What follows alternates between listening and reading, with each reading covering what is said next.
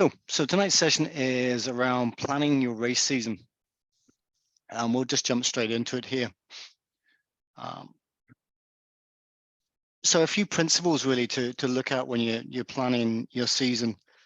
It's always good to start with your A race, and then work backwards from when that race is going to be. And I always find it really useful to have a calendar or some sort of spreadsheet like you can see on the screen, just as a visual guide to when you start plotting in races. It's a really good indicator of how many weeks are between races, and if you're going to put in there what phase you're going to be in particular times of the year as well. It's also useful, and more than happy to share this template with you as well. If you just want to put it in the chat, if you want to copy, and then I'll get Steve to share it out. So yeah, more than willing to share that. So it's really useful just to understand how long it is between two races. So you can see here for this particular athlete, they've got Ironman Texas as an A race, and then as a B race, Ironman Hamburg, which is 6 weeks apart. So that's a challenge, and that's a really challenging schedule there. But once you see it laid out like that, I think it's always a lot easier just to see how many weeks between particular races or events. And then obviously what leads into then is the timing of things. When you're going to have to start doing big blocks of training, over Christmas in this case, or in winter, you're going to have to start picking up the training, which isn't ideal, and in crappy conditions that we get here in Ireland during the winter. Work life commitments, anniversaries, all that good stuff that we have to juggle along with trying to fit in some training as well. So again, you could plot those on your calendar as well, and just give you all the information in one spot before you start booking races. I've already covered the next bit is around long training and weather conditions. Do you want to be doing those long bikes in February or March time in cold and potentially dangerous conditions with ice on the roads?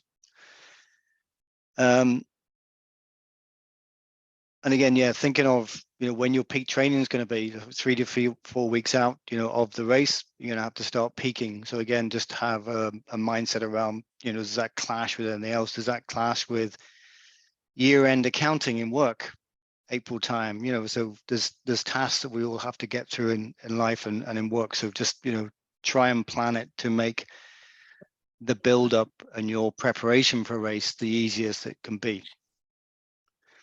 And then think outside of the box in terms of trying to keep things motivating and fun leading up to a race. I've got an athlete whose A race is Portugal, which is sort of October, November next year, and at the moment he's not planning any other races.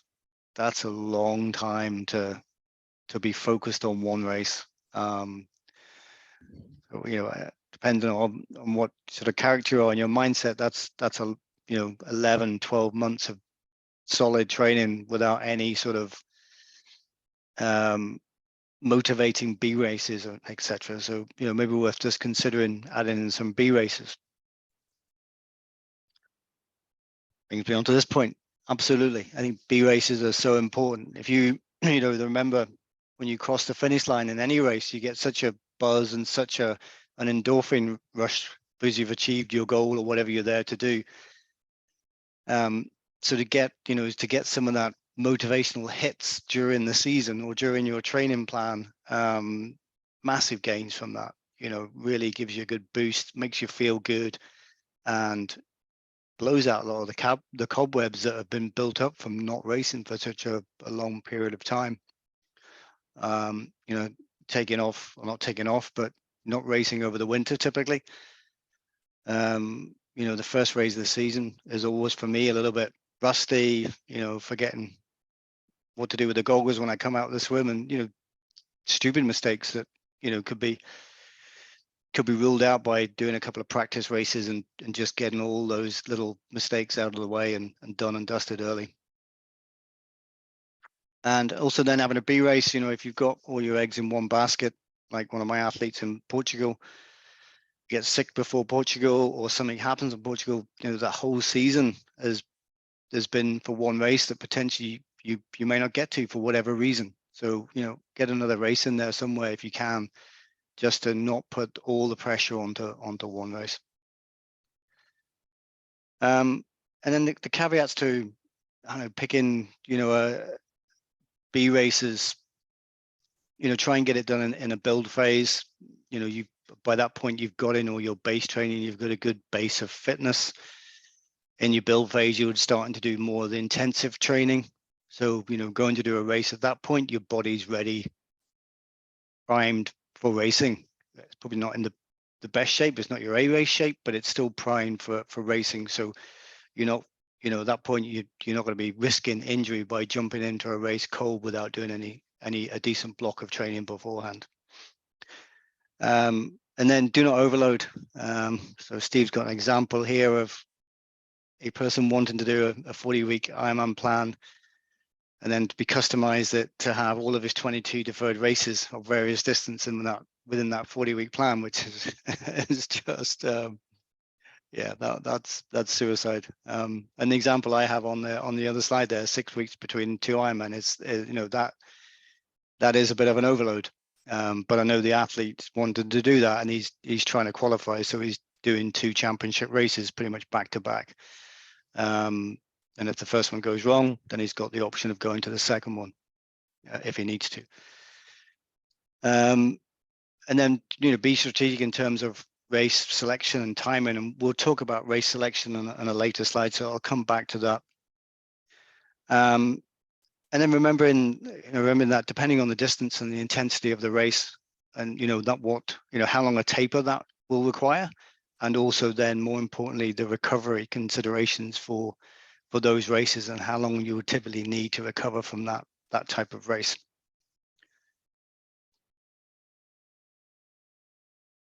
So what makes sense, and if you're looking, you know, at your A races and you know what looks to be a good B race option. So if you're doing sprints, is an Olympic a good B race? Not really. Not if you're A race. If you want to, you know, do a solid sprint race, you know, why push yourself to an Olympic? You know, if you're not training for that distance, and you're pushing your body harder than it needs to and risking injury at that level. Olympic, you know, of course, sprint is a good prep for an Olympic race, and you can see from the table it builds up 70.3. You know, if that's your A race, would you want to be doing sprints? Really depends. You know, it depends if you're putting in your training plans, you've got a lot of high intensity VO2 max sessions that you are pushing your sprint capacity. You know, for anybody who's done a sprint race before, they're usually pretty much flatlining heart rate. You know, you get out of the swim and you start on the bike, and your heart rate flatlines till you finish the run. So you've got to have done that type of training or some of that training in your plan to contemplate then doing a sprint. You know, Olympics ideal, it's a little bit lower intensity in the heart rates, and then obviously, you know, do you want to do a 70.3 as a B race? Yes, possibly you would do, yeah. And pretty much the same for an Ironman. You're not going to do, you know, sprints unless, like I say, you've done that prep work for those. And then the set table below, and I'm not going to read through that, is again just looking at run distances rather than triathlon distances.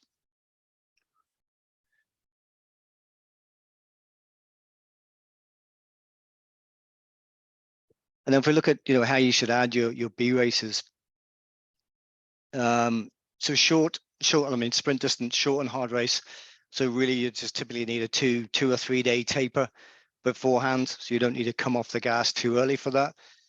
And then, you know, a full day post event, and then, you know, full day rest day after the event, and then an easy couple of days, and then you're back into your full training again. Olympic distance, probably looking at a 4 day taper, and then a full rest day, and then potentially 3 easy days after the event to get yourself into, or get yourself recovered again to start your training. 70.3, obviously we're ramping up the distances here, so certainly looking at a week's worth of taper.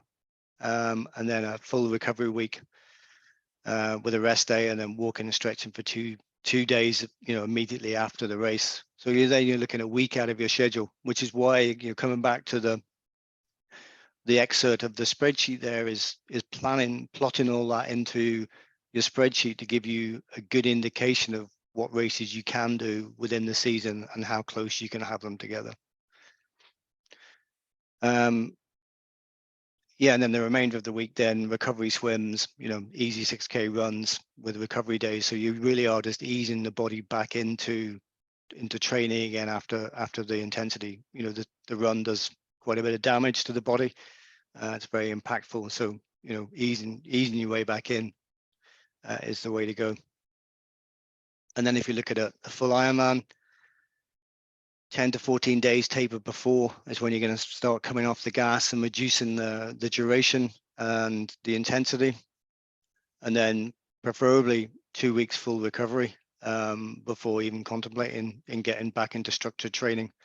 Yeah, you might do a few light swims and a few light runs, but you're really looking for at least 2 weeks for your body to fully recover from that.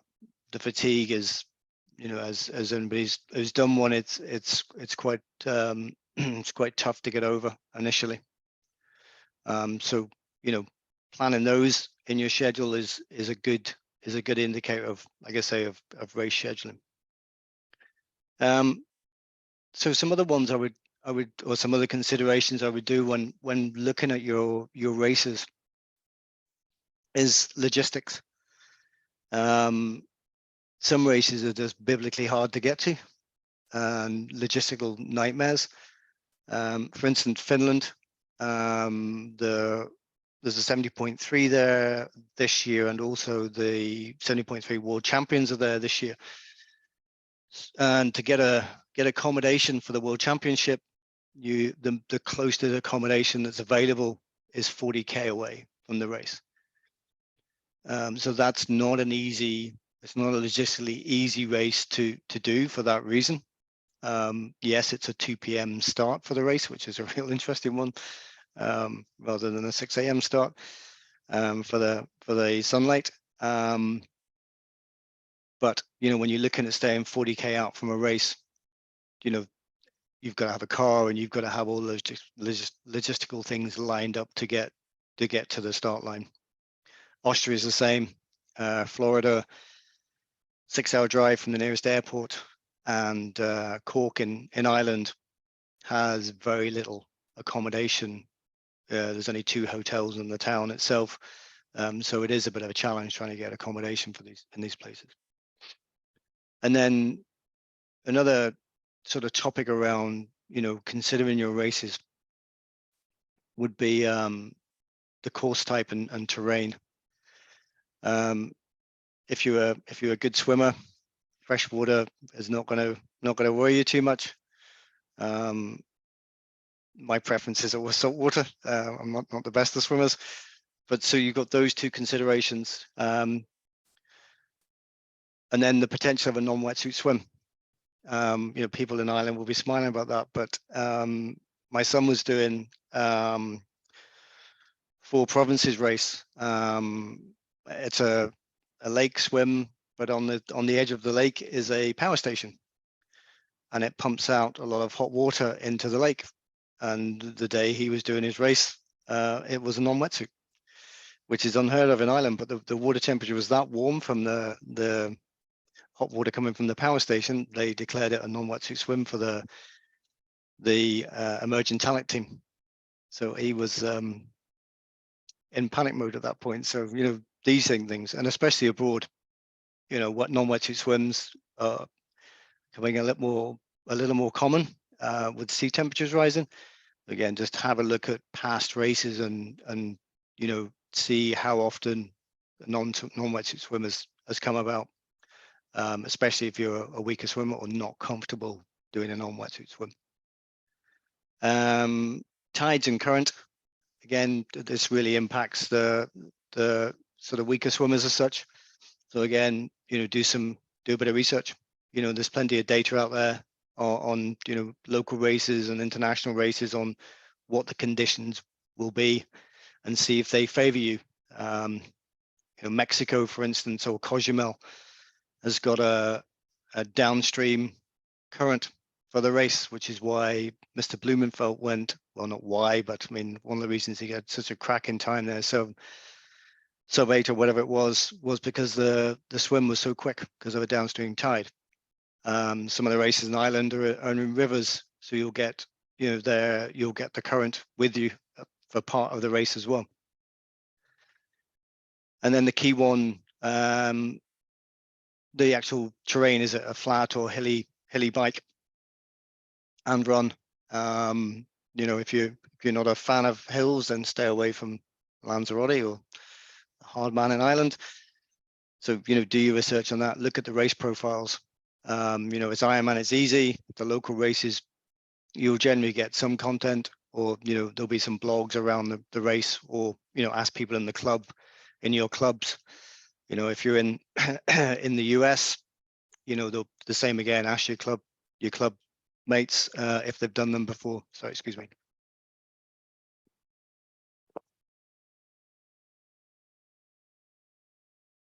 And then cold, heat, and humidity. Conditions play a huge part in racing, not only for how your body will handle it, but also the clothes you need to wear. There was a race in Dungannon, 2019, I think it was. Lovely sunny day. Halfway through the bike, the heavens opened. Now, it was predicting rain, and it did rain. There was 6 inches of rain in an hour, and 30% of the field didn't finish because of hypothermia in the middle of summer. So again, looking at weather conditions, looking at cold, heat, and humidity, and packing kit to meet those conditions. So even if you're going away to warm climate, put a gilet in just in case. If things go pear-shaped, then you've got at least got a layer of clothing you can put on. Pack in your T1 bag during the race.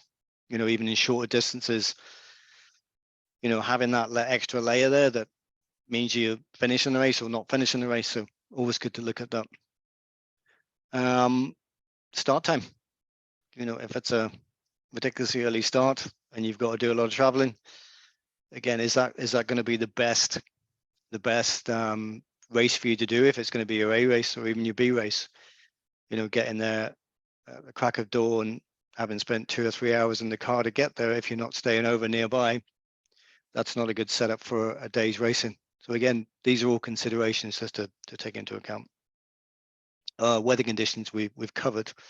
And then, if you're chasing national series, chasing, world championship slots or anything else, there's a vast amount of data on the internet. So there's a couple of websites. If you're looking at Ironman races and stats of placings and times and all that type of data, one's Coach Cox, which is a great website for trawling through stats on who won and what the times were for the entire field. So if you wanted to map out your age group for the last 2 or 3 years and then look at what the competition is going to be, you can do that there. And also obsesstry.com as well. So both those two websites will sort of capture all that data for you, so you can crunch the numbers on it. Okay, and then I've got my nice little image there to stop the recording.